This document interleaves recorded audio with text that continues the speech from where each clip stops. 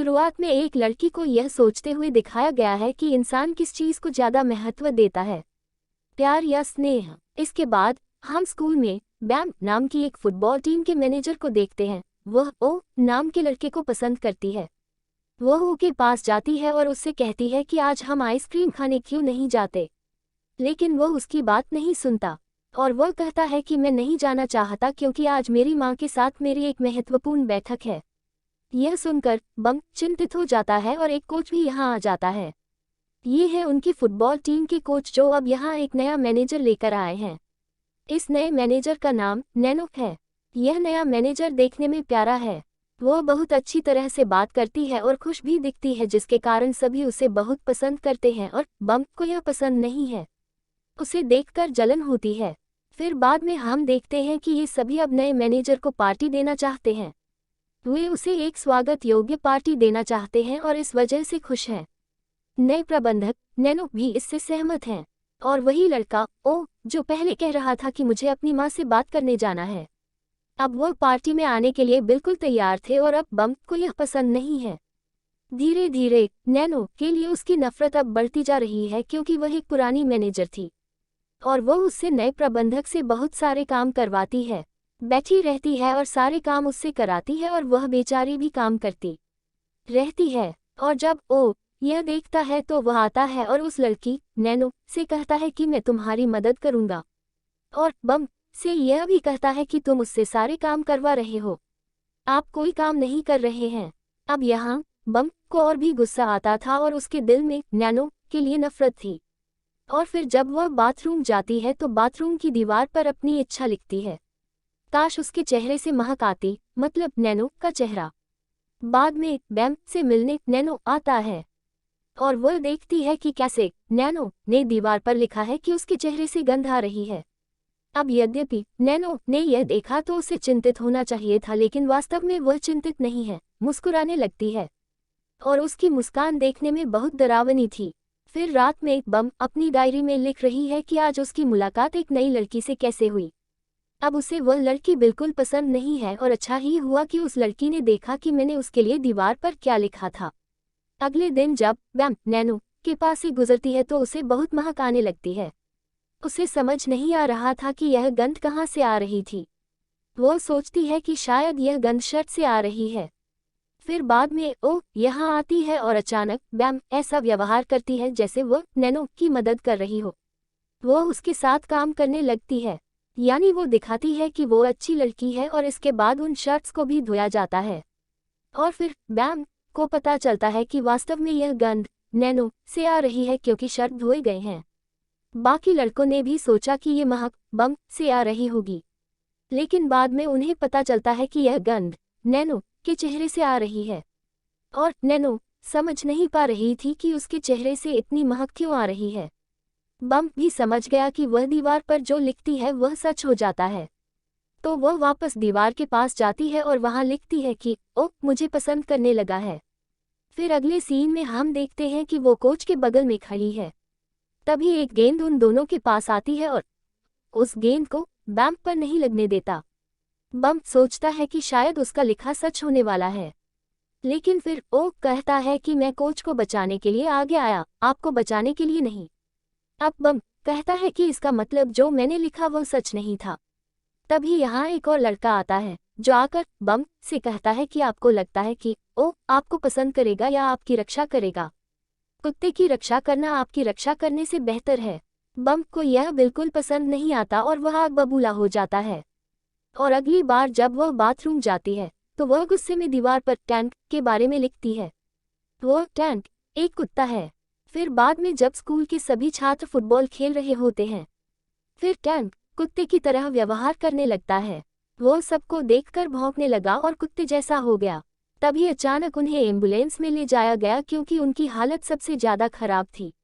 इधर बम समझ गया कि अगर दीवार पर किसी से नफरत में कुछ लिखती है तो वह सच होगा, और अगर वह किसी के प्यार में कुछ लिखती है तो वह सच नहीं होगा। अब इसे साबित करने के लिए वह इसी का इम्तिहान लेती है। जब नैनो उसके सामने बैठी होती है तो वह मेज पर लिखती है कि नैनो एक कुत्ता है। वह सोचती है कि नैनो कुत्ते की तरह हरकत करने लगेगी, लेकिन ऐसा कुछ नहीं होता। यानी अगर वह चाहती है कि नैनो कुत्ते की तरह सब कुछ करे तो उसे बाथरूम की उसी दीवार पर लिखना होगा। वो जादू उसी दीवार में है। तभी वह बाथरूम में जाती है और दीवार पर लिखने ही वाली होती है कि तभी उसे बाहर से आवाजें सुनाई देती हैं। वह देखती है कि कुछ लड़कियां एक लड़की को डरा रही हैं। वे उसे बहुत परेशान कर रहे हैं और वह लड़की परेशान है। अब बम उसकी मदद करना चाहता था। तभी वो बाथरूम से बाहर आती है और फिर उस लड़की से कहती है, कभी कभी हम किसी से नफरत करने या किसी को ठेस पहुंचाने के लिए दीवार पर कुछ लिख देते हैं तो वह सच हो जाता है। उस लड़की को उसकी बात पर यकीन नहीं होता और वो वहां से चली जाती है। फिर बाद में हम देखते हैं कि नैनो जिसमें से गंध आ रही थी उसमें से गंध आना बंद हो जाती है। और वही लड़का जो कुत्ते की तरह व्यवहार कर रहा था, टैंक, वह भी पूरी तरह से ठीक हो जाता है। बम यह देखकर हैरान रह जाती है और वह तुरंत बाथरूम की तरफ भागती है। वह वहां जाती है और देखती है कि नौकरानी बाथरूम की सफाई कर रही थी और उसने अपने लिखे शब्दों को दीवार से मिटा दिया। वह उससे कहती है कि तुमने इसे क्यों मिटाया, इसे यहाँ लिखा रहने दो, लेकिन वह कहती है कि मेरा काम है और मैं इसे जरूर करूंगी। और यदि आप मुझे परेशान करते हैं तो मैं आपकी शिकायत पर जाकर प्रिंसिपल से शिकायत करूंगा। अब चूंकि बम ने उसके साथ गलत व्यवहार किया है इसलिए वह नौकरानी नाराज हो जाती है और वह कोच के पास जाती है और उसे बताती है कि कैसे उसने उसके साथ दुर्व्यवहार किया और उसे सफाई का काम भी नहीं करने दिया। यह सुनकर कोच भी गुस्सा हो जाता है और बम कहकर पुकारता है कि उससे माफी मांगो। बम का कहना है कि मैं उनसे माफी नहीं मांगूंगा। वो यहाँ से जाती है और सीधे बाथरूम में जाकर कुछ ऐसा लिखती है कि थोड़ी देर बाद वह खुद परेशान हो जाती है क्योंकि वह देखती है कि जिस नौकरानी के बारे में उसने लिखा था उसी ने खुद को मार डाला। इसके बाद जिस लड़की को बुली किया जा रहा था वो भी उसके पास आ जाती है और वो अब उस पर विश्वास करने लगी थी। बाद में हम देखते हैं कि नैनो रो रही है और बम से पूछ रही है कि नौकरानी ने खुद को क्यों मारा, वह एक अच्छी इंसान थी। नैनो की बात सुनकर अब बम को भी बुरा लग रहा था। उसे अपनी गलती का एहसास हुआ। उसने दीवार पर लिखा कि नौकरानी खुद का गला दबा कर जान दे।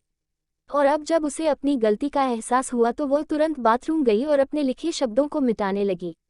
उन्हें मिटाने के बाद जैसे ही वह बाहर आती है वह कुछ लड़कियों से सुनती है जो बात कर रही थी कि नौकरानी मर गई, अचानक जीवन में वापस आ गया है और बिल्कुल ठीक है, जैसे कि उसे कुछ हुआ ही न हो।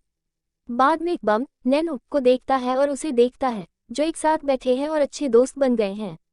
उसे फिर से जलन होती है और वही नैनो जो खुशी से बात कर रही थी अचानक अपना चेहरा छुपाकर भागने लगती है।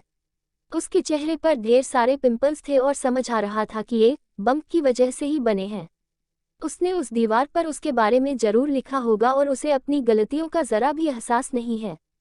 फिर आधी रात को बम उठता है और देखता है कि नौकरानी और नैनो उसके सामने बैठे हैं और नैनो उससे बार बार पूछ रही है कि तुमने नौकरानी को मारने के बारे में क्यों लिखा, तुमने उसके साथ ऐसा क्यों किया। वह बार बार उससे पूछती रहती है और फिर बम की आंखें खुल जाती हैं और यह सब उसका सपना था। नैनो और वह दासी उसके सामने मौजूद नहीं थी। अगले दिन जब सभी छात्र कक्षा में होते हैं तो एक लड़की पढ़ाई के दौरान खड़ी हो जाती है और खिड़की से कूदकर खुद को खत्म कर लेती है। बम यह देखकर हैरान हो जाती है और तुरंत बाथरूम की ओर भागती है क्योंकि उसने ऐसा कुछ नहीं लिखा था और उस लड़की की मौत के बारे में एक और लड़की लिखी हुई थी और वह कोई और नहीं बल्कि वही लड़की थी। किसको धमकाया जा रहा था और किसको बम ने उस दीवार के जादू के बारे में बताया था। फिर धीरे धीरे सभी छात्र उस बाथरूम में जाकर कुछ लिखते हैं और पूरे स्कूल की स्थिति नियंत्रण से बाहर हो जाती है। यहाँ तक स्कूल के प्रिंसिपल की भी हत्या कर दी जाती है।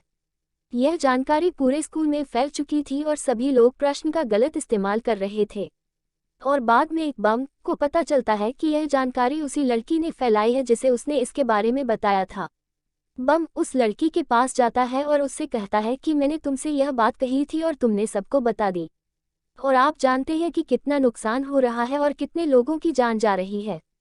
इस बार लड़की कहती है कि मैंने जो भी किया अच्छा किया, जो भी गलत करे उसे उसकी सजा मिलनी चाहिए। फिर बम बाथरूम में जाता है और देखता है कि वहाँ बहुत सारी चीजें लिखी हुई हैं। हर कोई कुछ न कुछ लिखने आ रहा है और उनमें से एक ओक के लिए लिखा गया था। यह देखकर वह चिंतित हो जाती है और तुरंत ओक के पास जाती है और उसे खेलने से रोकने और घर जाने के लिए कहती है। तुम अभी यहाँ सुरक्षित नहीं हो, लेकिन ओक उसकी एक नहीं सुनता। वो उसे बार बार मनाने की कोशिश करती है और उसी समय उसे छोड़ देती है। और जब वह गिरकर घायल हो जाता है, लेकिन तभी वहां बम को कलम मिल जाती है।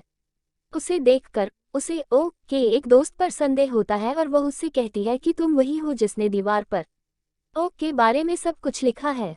लेकिन वह मित्र उसकी बात नहीं मानता और कहता है कि मैंने ऐसा कुछ नहीं लिखा है और अपने मित्र को बचाने लगता है। अब बम ओ के बारे में सब कुछ मिटा देगा। लेकिन जब वह उसे मिटाने जाती है तो देखती है कि किसी ने यह भी लिखा था कि जो भी इन पंक्तियों को मिटाने की कोशिश करेगा उसे मार दिया जाएगा। अब वह वापस आती है और उसे चिंता होती है कि ओ को बचाने के लिए मैं क्या करूं, तो उसके पास